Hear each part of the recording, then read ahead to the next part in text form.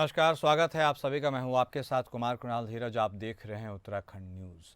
मंगलोर नगर पालिका में जम्मू कश्मीर के पहलगाम में हुए आतंकी हमले को लेकर और पर्यटकों की हत्या को लेकर कैंडल मार्च निकाला गया, जिसमें झबरेड़ा विधायक, मंगलोर विधायक काजी निजामुद्दीन और नगर पालिका चेयरमैन सहित अनेक कांग्रेसी कार्यकर्ताओं ने हिस्सा लिया। इस मौके पर विधायक काजी निजामुद्दीन ने कहा कि पहलगाम की घटना को लेकर कांग्रेस पार्टी में शोक की लहर है और ऐसी घटना दोबारा ना हो, इसके लिए सरकार को कड़ी व्यवस्था करनी चाहिए ताकि ऐसी घटना दोबारा ना दोहराई जा सके। वहीं झबरेड़ा विधायक वीरेंद्र जाति ने भी इस घटना की कड़ी निंदा करते हुए सुरक्षा व्यवस्था में चूक की बात कही और इस आतंकी संगठनों के खिलाफ बड़ी कार्रवाई की भी बात कही। पूरा देश सदमे में है। हम कांग्रेस पार्टी के सभी पदाधिकारी कार्यकर्तागण आज यहाँ इकट्ठा हुए हैं और मानवता को जो शर्मसार इन आतंकवादियों ने किया है उनके प्रति कठोर कार्रवाई होनी चाहिए। पूरा देश, हम सब लोग आर्म फोर्सेस के साथ हैं। हम सब लोग, पूरा देश एकजुट है और उन आतंकवादियों के खिलाफ कठोर कार्रवाई होनी चाहिए। पहलगाम में हुए आतंकी हमले से पूरा देश सदमे में है। पहलगाम में जिस तरह से लोगों को मारा गया, उनकी हत्या की गई, इसमें 28 लोगों की मौत हुई, 20 लोग घायल हो गए, जिससे पूरे देश में गुस्सा है। ऐसे में संतों में भी खासी नाराज़गी देखी जा रही है। हरिद्वार के एसएमजेएम कॉलेज के छात्राओं सहित कॉलेज के सभी स्टाफ ने मिलकर आतंकी हमले में मारे गए लोगों की आत्मा की शांति के लिए शोक सभा का आयोजन किया और मौन रखा। इस मौके पर संतों की सर्वोच्च संस्था अखिल भारतीय अखाड़ा परिषद के अध्यक्ष और कॉलेज के प्रबंधक श्री महंत रविंद्र पुरी ने इस आतंकी हमले पर गहरा दुख जताया और ईश्वर से उनके परिजनों को दुख सहन करने की शक्ति की कामना की। उन्होंने कहा कि आज हम सब को हिंदुओं की जाति पाति छोड़कर एक होना होगा। उन्होंने भारत सरकार से मांग की है कि हमले के आरोपियों को जल्द से जल्द तलाश कर कड़ी कार्रवाई की जाए और जम्मू कश्मीर में प्रदेश सरकार को बर्खास्त करते हुए राष्ट्रपति शासन लागू किया जाए।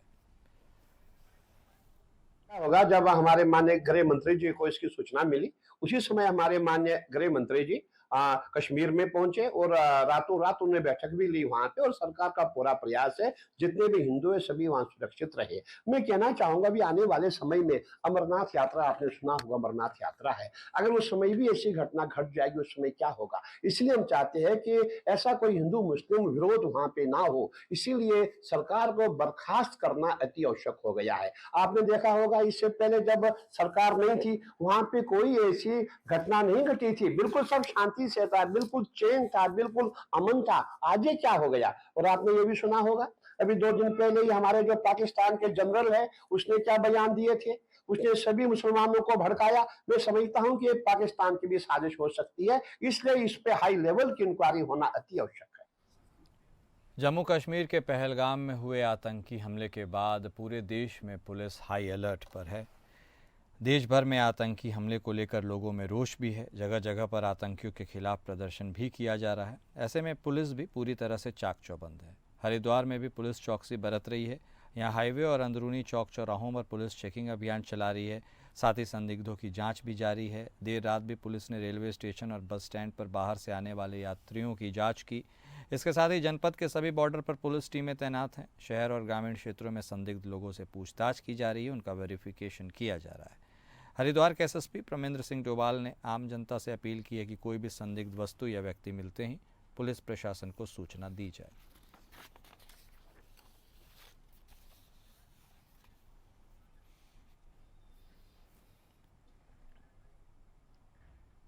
जम्मू कश्मीर के पहलगाम में पर्यटकों के साथ हुई आतंकी घटना में मृतकों की आत्मा की शांति के लिए लोग जुड़े हैं और उससे पूरे देश के लोगों में शोक की भी लहर है। और इसी कड़ी में शिक्षक उत्थान समिति के द्वारा स्कूली बच्चों ने दिनेशपुर नगर क्षेत्र में मानव श्रृंखला बनाकर प्रदर्शन किया। इस दौरान स्कूली बच्चों ने आतंकवादियों के खिलाफ जमकर नारेबाजी की।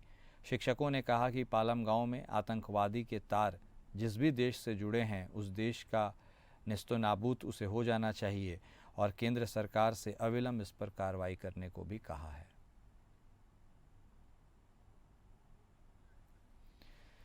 तो पालम गांव के जितने भी वहां पर निवासी हैं उन सभी ने पर्यटकों को श्रद्धांजलि देने के लिए एक मानव श्रृंखला के रूप में अपना शोक प्रकट किया। यह पूरी कार्रवाई शिक्षण उत्थान समिति के बैनर तले किया गया और इस दौरान स्कूली बच्चों ने भी आतंकवादियों के खिलाफ जमकर नारेबाजी की।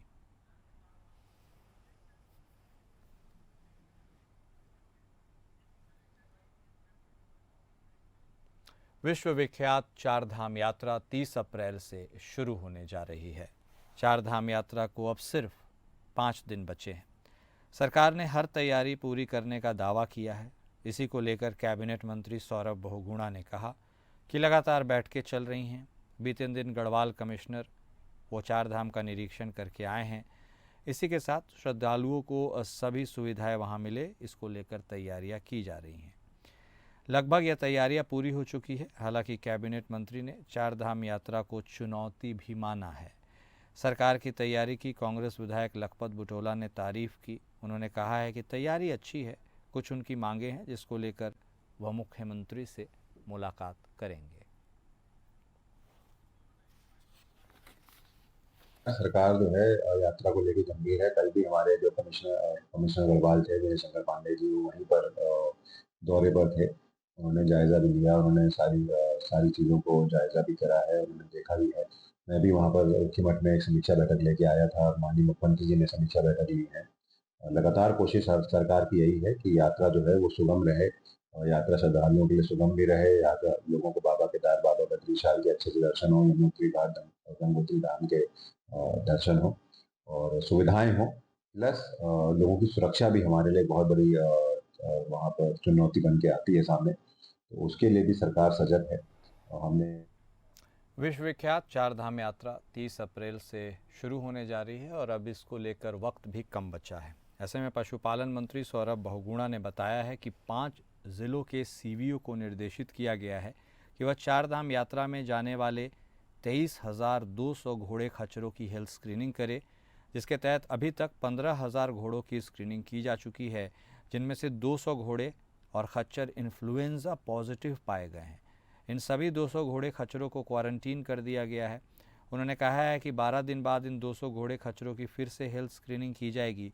यदि उनकी रिपोर्ट नेगेटिव आई तो वह चार धाम के लिए जा सकेंगे। उन्होंने कहा कि उत्तरकाशी, टेहरी, रुद्रप्रयाग, चमोली और बागेश्वर जनपद में घोड़े और खच्चरों की हेल्थ स्क्रीनिंग के लिए छोटे छोटे कैंप लगाए गए। और हमने पूर्ण 23,200 घोड़ों की स्क्रीनिंग करने का एक बीड़ा उठाया था 20 दिन के अंदर। अभी तक मुझे बताते हुए आपको खुशी है कि हम लगभग 15,000 से ज़्यादा घोड़ों की स्क्रीनिंग कर चुके हैं। और उसमें से जो पॉजिटिव घोड़े हैं वो लगभग 200 से 250 घोड़ों के आसपास पॉजिटिव आए हैं, जिनको हमने क्वारंटीन कर दिया है। इनका इलाज विभाग कर रहा है और 12 दिन बाद उनकी रीटेस्टिंग करेंगे। अगर वो नेगेटिव होंगे तो उनको यात्रा में जाने की परमिशन दी जाएगी। हम केदारनाथ धाम में अभी तक लगभग 4,000 से ज़्यादा घोड़ों को रजिस्टर कर चुके हैं। अभी तक कोई भी शिकायत केदारनाथ के घोड़ों में जो रजिस्टर हुए नहीं आई कि उनमें कोई इन्फ्लुएंजा फैला हुआ है। फिर भी सतर्कता को देखते हुए हमने वहाँ पर 2 क्वारंटीन सेंटर केदारनाथ के ट्रैक रूट में बनाए हैं। बद्री केदार मंदिर समिति ने चार धाम यात्रा को लेकर सभी तैयारियां पूरी कर ली हैं। 2 मई को केदारनाथ धाम और 4 मई को बद्रीनाथ धाम के कपाट खोले जाएंगे। हर साल की भांति इस बार भी केदारनाथ धाम और बद्रीनाथ धाम को विशेष रूप से फूलों से सजाया जाएगा। 21 से 25 क्विंटल फूलों से केदारनाथ धाम और बद्रीनाथ धाम में 15 से 14 क्विंटल फूल लगाए जाएंगे। विशेष रूप से केदारनाथ स्थित जगतगुरु आदि शंकराचार्य की मूर्ति की सजावट भी बीकेटीसी द्वारा की जाएगी। वहीं उत्तराखंड के संगम के किनारों पर विशेष आरती की व्यवस्था की जाएगी।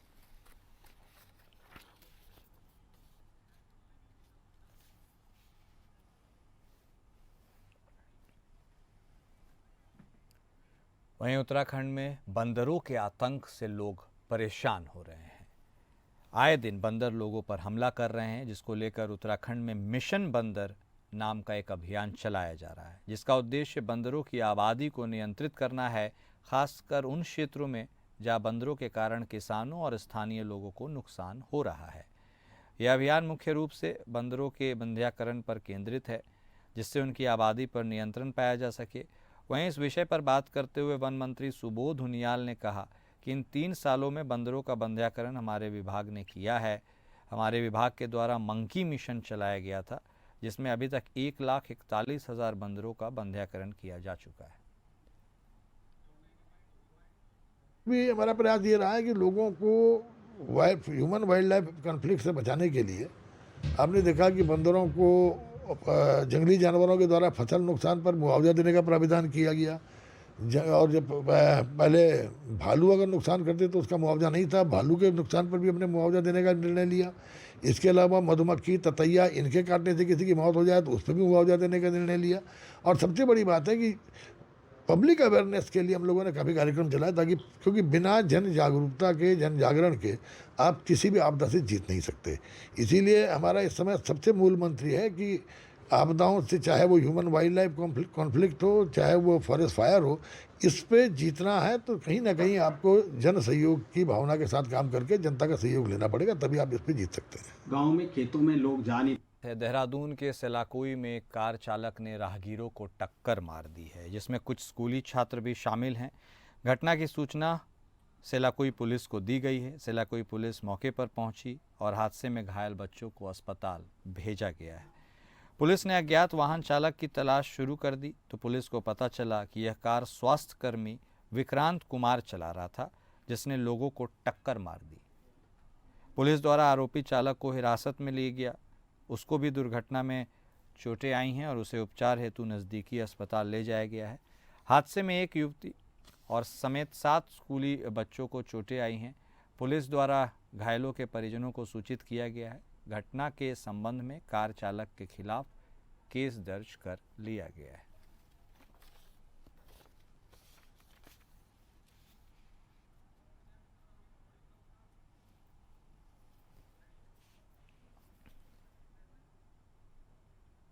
श्रीनगर शहर की सड़कों पर आवारा घूमते गौवंश को सुरक्षित आश्रय देने और शहर की यातायात व्यवस्था को दुरुस्त और सुदृढ़ बनाने के उद्देश्य से श्रीनगर नगर निगम ने एक बड़ी पहल शुरू की है। नगर निगम द्वारा एक अत्याधुनिक गौशाला का निर्माण करवाया जा रहा है, जो अब अपने अंतिम चरण में पहुंच चुका है। इस गौशाला में सड़कों पर घूम रही गौमाता और नंदियों को चरणबद्ध तरीके से गौशाला शिफ्ट किया जा रहा है।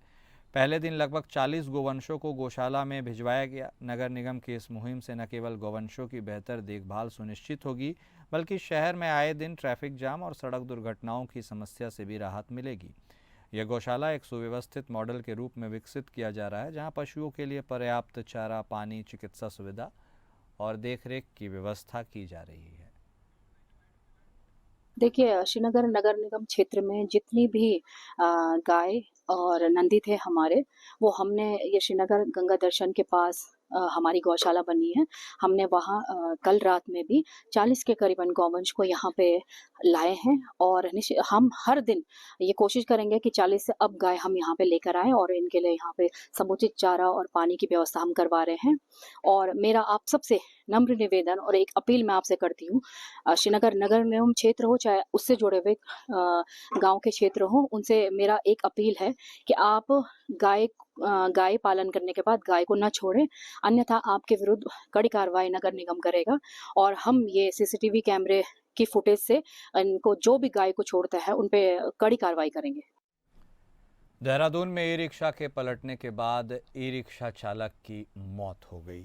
रिक्शा संचालक के परिजनों ने यह आरोप लगाया है कि व्यक्ति को भीड़ के द्वारा पीटा गया, उसके साथ मॉब लिंचिंग की घटना हुई, जिसके बाद उसकी मौत हो गई।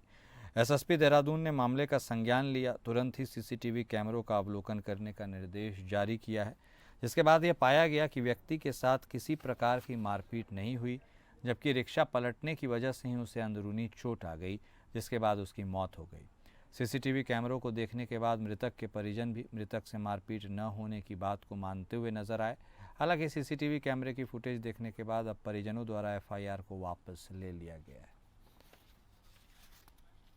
पोस्टमार्टम की रिपोर्ट में भी ऐसा कुछ स्पष्ट नहीं था कि कोई मारपीट के कारण डेथ हुई है। साथ ही साथ उस जगह की सीसीटीवी फुटेज सभी निकाल ली गई थी और जो भी डेलीगेशन यहाँ पर आया था उनको दिखा दिया गया था कि जो व्यक्ति रिक्शा से गिरा था वो कहीं ना कहीं रिक्शा के दबने के कारण या कहीं उसके इंटरनल चोट लगी होगी, ऐसा कारण लगता है कि डेथ का कारण रहा होगा। और इसके बाद सीसीटीवी फुटेज देखने के बाद संतुष्ट थे कि कहीं भी उस व्यक्ति के साथ कोई मारपीट नहीं हुई और जो भी उसकी मौत का कारण था वो बिसरा जो प्रिजर्व है उसकी जब जांच उपरांत उसमें चीज़ें स्पष्ट हो पाएंगी।